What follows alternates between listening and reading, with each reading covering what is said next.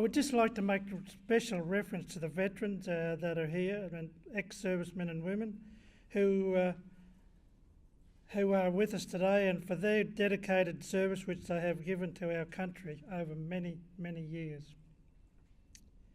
I would also like to thank Paul Brandt and other staff involved with today's ceremony, and for the special invitation given to me to speak to you all.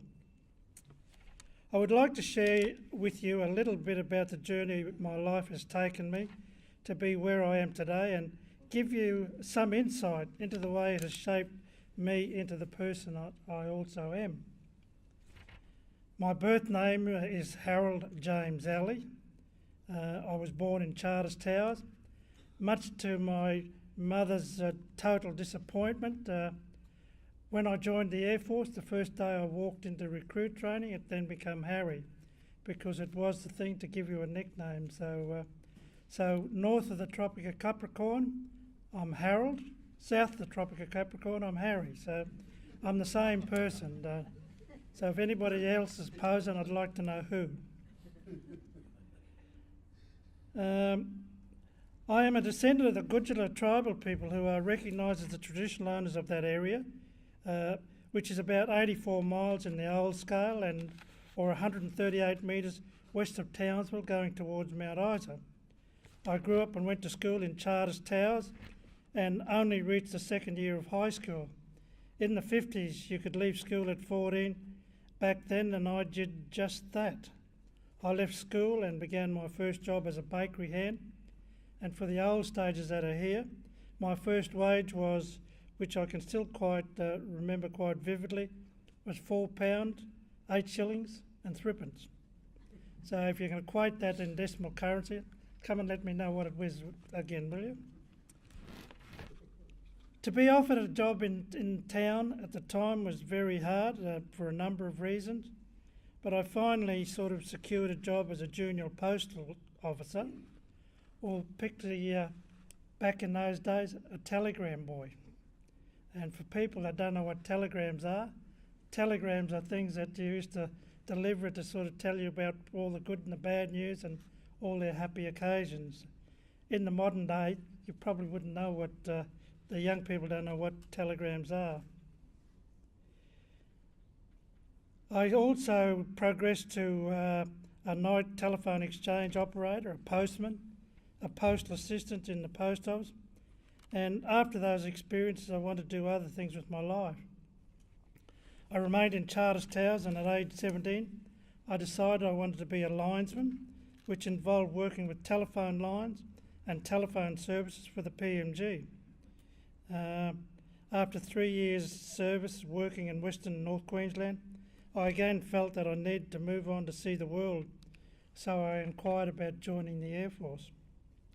I was inspired to join the services by my two uncles who served in the Australian Army and an auntie who served in the Women's Land Army during World War II. My father also served in the CCC, which was known as the Civil Construction Corps, which built roads in the top end during the war years. I too felt that I needed other challenges, so I enlisted in the Royal Australian Air Force on the 5th of May 1966 in Townsville. My brother also wanted to join the Air Force, but the Air Force didn't want him, so he went down the hallway and he joined the Army around the same period that I joined up. After recruit training and trade courses, I moved to my first posting at East Sale in Victoria in the mid-1960s. I always felt that the early years of my service were the hardest, trying to adjust to the location, which was quite distant from my family, loved ones, and the many friends that I grew up with. I found those early years the hardest to accept. The yearning to return home was strong and was always in the back of my mind. While I missed my own family back home, it was the closest of my new Air Force family and the base community support that was always there for me. This always kept me focused, and the recognition that I was receiving kept me focused to keep striving to achieve the heights in my service. When the accolades come, I was so proud to be able to share with my family, my mob, and my community, and last but not least, my mates from the Air Force family who had served with me during the good and the bad times. It is those very same people which I have great pleasure in catching up with when the occasion rises to talk about the good times of our service together.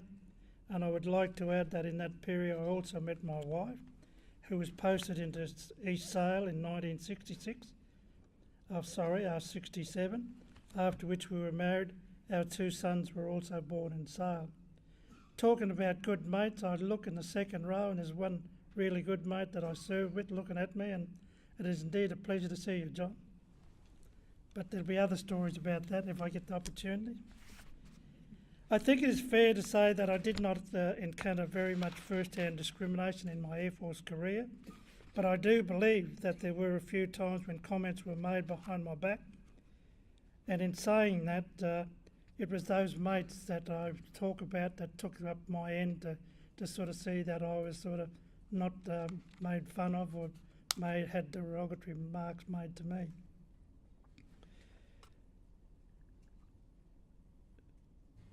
In those early years, the mates and friendships that I formed certainly helped me to bond, and I feel that I was part of the team. We worked as a team and we all helped each other to achieve the operational tasks which were required of us.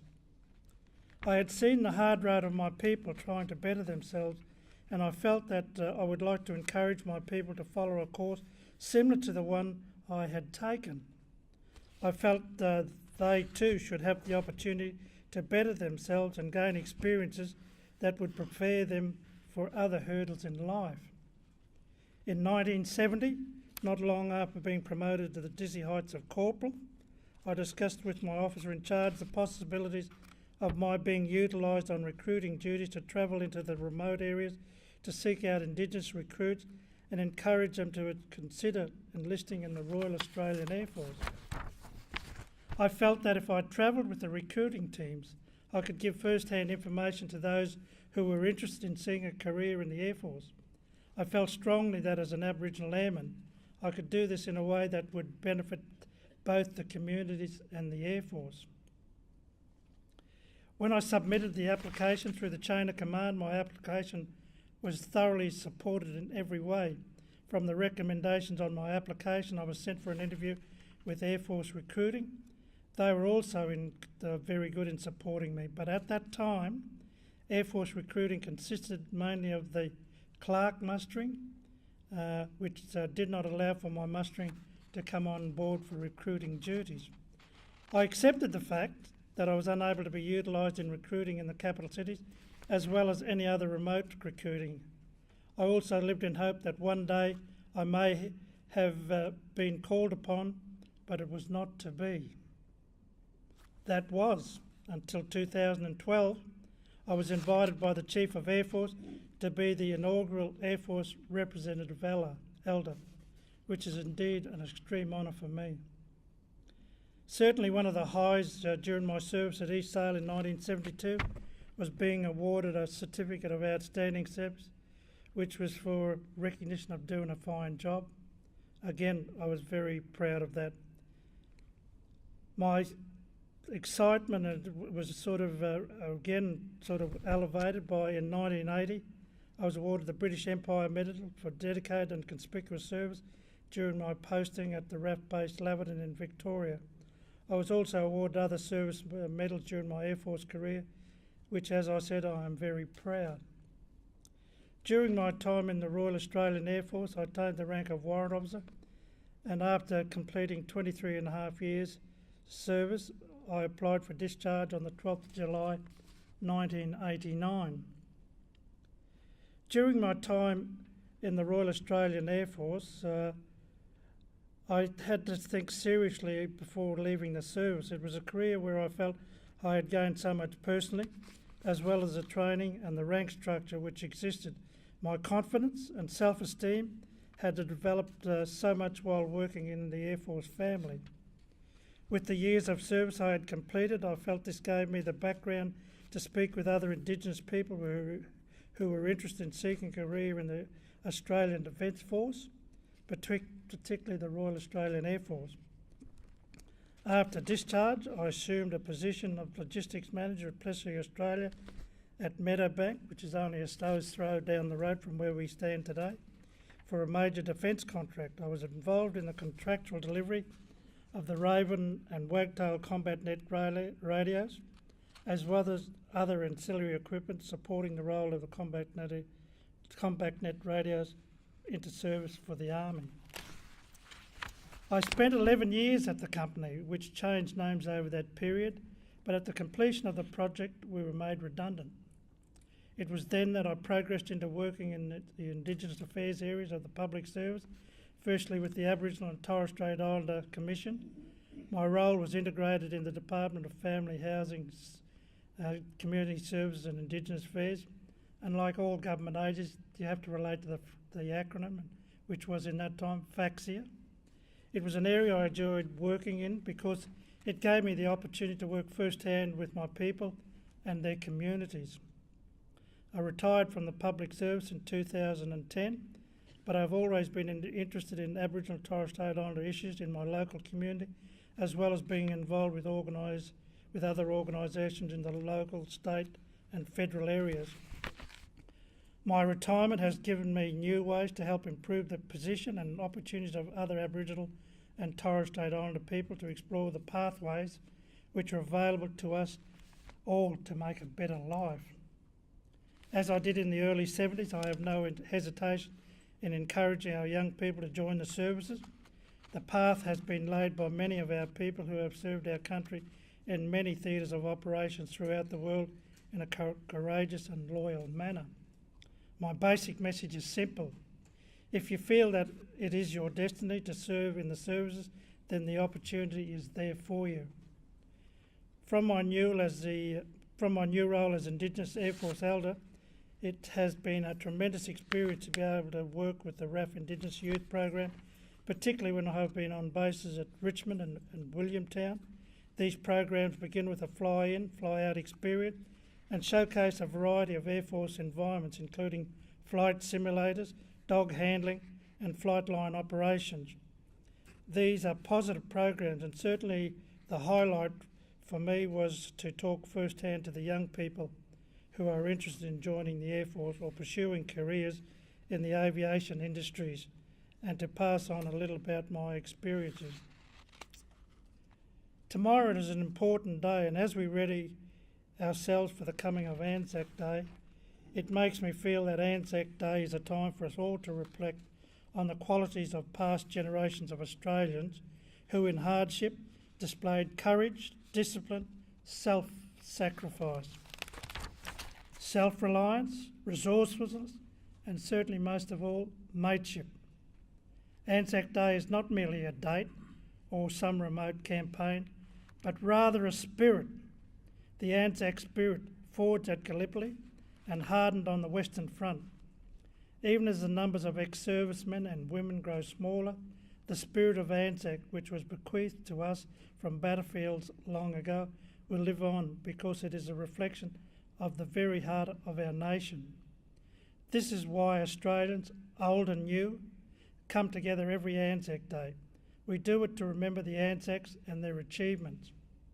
The poet, Lawrence Binyon, reminds us in the fourth verse of his poem, The Fallen, that they shall grow not old, as we that are left grow old. Age shall not weary them, nor the years condemn. It's something that we've heard quite regularly at ANZAC Days, but until you sort of think about it in more detail, then the more it becomes more to you. When you remember those brave soldiers who went off to war in 1915, you should remember them as the young Australians that the majority of them were. Remember also that so many of them did not survive to become veterans. I have been honoured to share with you my journey, my experiences and my thoughts. I would also like to offer my thanks to the staff of Australian Hearing who have supported me in every way over the years and to allow me to be able to mix comfortably and to live my life in a very contented way. May you enjoy your ANZAC Day, as I am sure all veterans and ex-service men and women will look forward to your support and to ensure that we as Australians ensure that the legend and the spirit of the day is recognised and carried on by the generations that will follow. Thank you.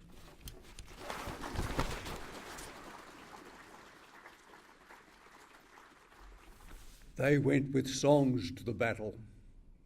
They were young, straight of limb, true of eye, steady and aglow. They were staunch to the end against uncounted odds. They fell with their faces to the foe. They shall grow not old, as we that are left grow old. Age shall not weary them, nor the years condemn. At the going down of the sun, and in the morning, we will remember them. We will remember them, lest we forget.